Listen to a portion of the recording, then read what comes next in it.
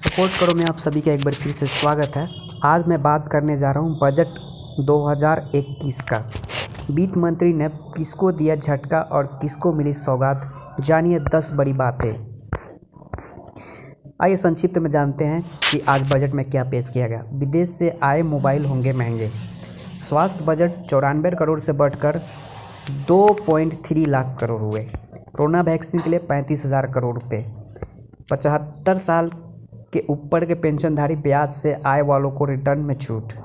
आयकर स्लैब में कोई बदलाव नहीं। बीमा क्षेत्र में विदेशी निवेश 49% से बढ़कर 74%। 27 शहरों में 1016 किलोमीटर मेट्रो लाइन का विस्तार। भारत में पहली बार डिजिटल जनगणना होगी। इस साल 1.75 लाख करोड़ का विनिवेश होगा। स्वच्छ भारत मिशन पर 1.41 लाख करोड़ रुपए का खर्च होगा। अब जानते हैं विस्तार से। आज वित्त मंत्री निर्मला सीतारमण ने केंद्रीय बजट 2021-22 पेश किया। आम आदमी से लेकर स्वास्थ्य और ऑटो क्षेत्र तक हर किसी को इस बजट से काफ़ी उम्मीद थी। आइए जानते हैं वित्त मंत्री के पिटारे से किसको क्या मिला। वरिष्ठ नागरिक। वित्त मंत्री ने वरिष्ठ नागरिकों को बड़ी राहत दी है। अब 75 साल से ज़्यादा वरिष्ठ नागरिकों को ITR भरने की आवश्यकता नहीं होगी, यानी 75 साल के ऊपर के पेंशन धारकों को टैक्स में छूट दी गई है। आम आयकर दाताओं को बजट 2021 में कोई राहत नहीं मिली है। सरकार के इस नियम के दायरे में 75 साल से ज़्यादा उम्र के सिर्फ वही लोग आएंगे जिनकी इनकम का आधार पेंशन या FD समेत अन्य माध्यमों से मिलने वाला ब्याज है। ऐसे लोगों को सिर्फ ITR नहीं भरना होगा, पहले की तरह बैंक में ही उनका TDS कट जाएगा। अगर आय का माध्यम कुछ और है, मसलन कारोबार आदि है, तो ITR भी फाइल करना होगा। नई स्वास्थ्य योजनाओं पर खर्च होगा 64,180 करोड़ रुपए। वित्त मंत्री निर्मला सीतारमण ने कहा है कि कोविड-19 महामारी का मुकाबला करने के लिए सरकार के 27.1 लाख करोड़ रुपए के आत्मनिर्भर भारत पैकेज से संरचनात्मक सुधारों को बढ़ावा मिला है। सीतारमण ने आम बजट में 64,180 करोड़ रुपए के परिव्यय के साथ आत्मनिर्भर स्वास्थ्य कार्यक्रम शुरू करने का प्रस्ताव रखा है। उन्होंने कहा है कि यह राष्ट्रीय स्वास्थ्य मिशन के अतिरिक्त होगा। वित्त मंत्री ने यह भी कहा है कि भारत में कोविड-19 के 2 टीके हैं तथा दो अन्य टीकों की पेशकश जल्द की जाएगी। उन्होंने कहा है कि सबसे गरीब तबके के लाभ के लिए सरकार ने अपने संसाधनों को बढ़ाया है। शिक्षा क्षेत्र को भी दिया तोहफा। लेह में केंद्रीय विश्वविद्यालय स्थापित किया जाएगा। इसके साथ ही देश भर में 100 नए सैनिक स्कूल भी खोले जाएंगे। केंद्रीय वित्त मंत्री ने बजट में बड़ी घोषणा करते हुए कहा कि देश भर में 15,000 आदर्श स्कूल बनाए जाएंगे। सीतारमण ने घोषणा की 758 स्कूल आदिवासी क्षेत्रों में खोले जाएंगे, जिससे कि आदिवासी क्षेत्रों में बच्चों को बुनियादी सुविधाएं मुहैया कराई जा सके। ये स्कूल एकलव्य स्कूल होंगे। इससे आदिवासी छात्रों को बड़ी मदद मिल सकेगी।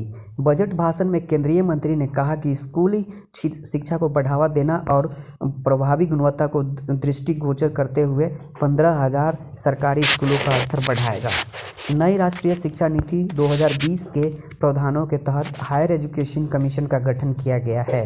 यह देश में उच्च शिक्षा का एकमात्र नियामक होगा। 2019 के बजट में नेशनल रिसर्च फाउंडेशन खोलने का घोषणा की गई थी।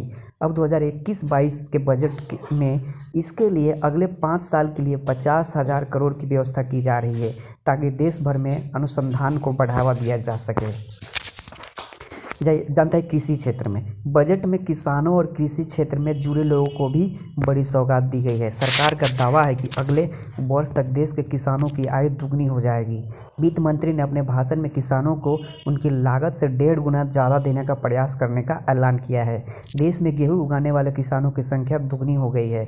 गेहूं की SSP 1.5 गुना कर दी गई है और बीते 7 वर्षों में किसानों से दुगने से ज़्यादा धान खरीदा गया है।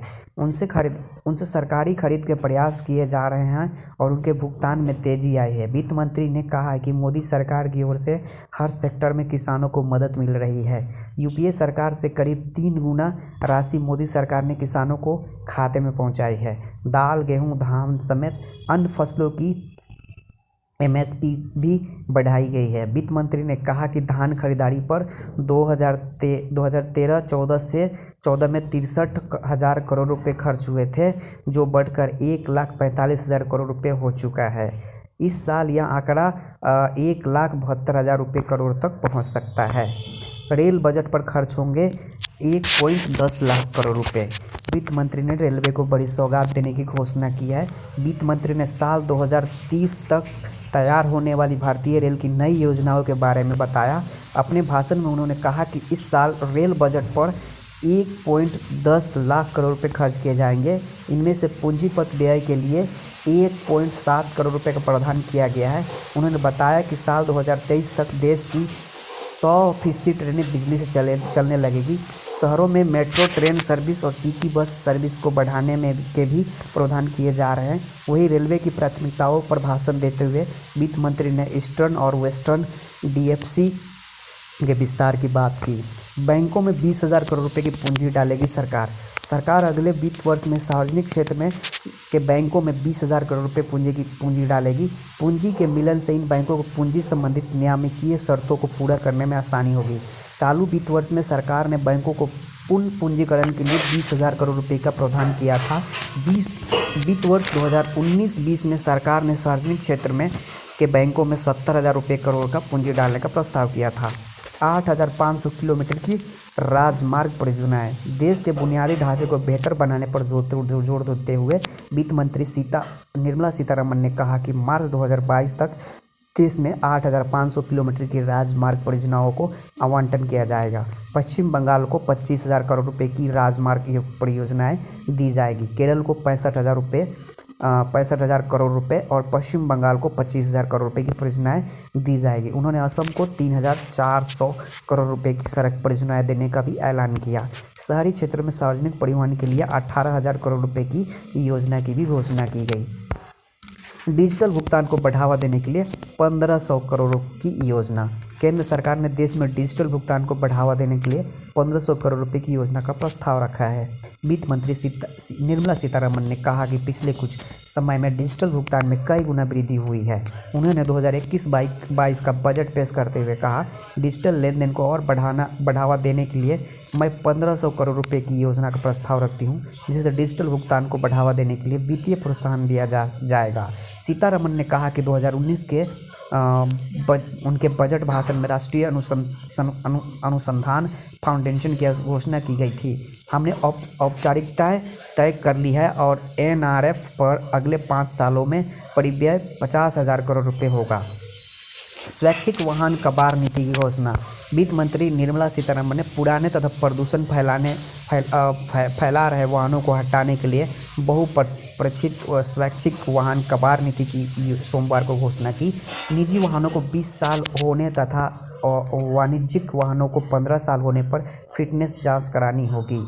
यह नीति देश की आयात लागत को कम करने के साथ ही पर्यावरण के अनुकूल को तथा ईंधन की कम खपत करने वाले वाहनों को बढ़ावा देगी। इससे पहले केंद्रीय सड़क परिवहन एवं राजमार्ग मंत्री नितिन गडकरी के पिछले सप्ताह कहा था कि सरकारी विभाग और सार्वजनिक उपकरणों के पास मौजूद 15 साल से पुराने वाहनों को कबाड़ की नीति जल्द ही अधिसूचित की जाएगी और 1 अप्रैल 2022 से इसे लागू किया जाएगा। इस नीति को सरकार पहले ही मंजूरी दे चुकी है। लघु उद्योग की परिभाषा। सरकार ने सोमवार को कहा कि लघु उद्योग की परिभाषा में संशोधन किया जाएगा और इनके मौजूदा 50 लाख रुपए की पूंजी आधार को बढ़ाकर 2 करोड़ रुपए किया जाएगा।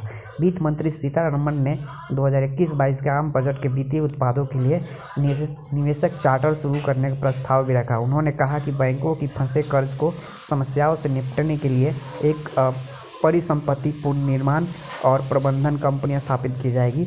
वही नेशनल कंपनी लॉ ट्रिब्यूनल की रूपरेखा को मजबूत किया जाएगा। तो दोस्तों, इस वीडियो में आपने सुना कि बजट में क्या क्या चेंज हुआ है, क्या क्या नहीं हुआ है। तो इस वीडियो में इतना ही दोस्तों। तब तक के लिए धन्यवाद। जय हिंद।